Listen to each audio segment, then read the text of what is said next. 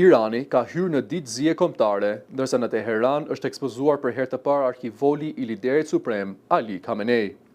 Ai humbi jetën gjatë sulmeve të ndërmarrë nga Shtetet e Bashkuara dhe Izraeli në fazën e parë të luftës. Autoritetet iraniane kanë organizuar një seri ceremonish mortore që do të zgjasin disa ditë dhe pritet të mbledhin miliona pjesëmarrës në qytete të ndryshme të vendit. Qeveria iraniane synon që këto ceremoni të shërbejnë si një demonstrim i unitetit kombëtar dhe i forcës së Republikës Islamike pas konfliktit që rënditi vendin.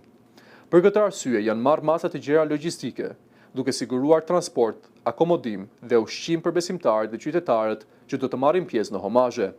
Në sistemin politik të Iranit, lideri suprem nuk ishte vetëm kreu i shtetit, por edhe autoriteti më i lartë fetar, i konsideruar përfaqësuesi në tokë i imamit të 12 në traditën shiite. Për mbështetësit e tij, vdekja në një sulm armik ka një domethënie të veçantë fetare dhe lidhet me traditën e martirizimit.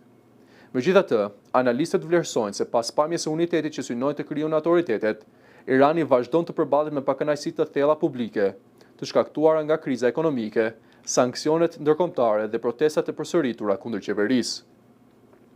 Pas ceremonive në Teheran, trupi i Ali Khameneit do të dërgohet në qytetet e shenjta të Komit dhe Mashdahit, ndërsa homazhet të tjera janë planifikuar edhe në Irak përpara varrimit të tij javën e ardhshme.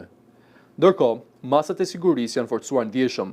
Hapësira ajrore mbi Teheran dhe qytetet e tjera është kufizuar përkohësisht, ndërsa autoritetet iraniane kanë paralajmëruar se çdo sulm i ri nga Shtetet e Bashkuara ose Izraeli do të përballet me një përgjigje të ashpër.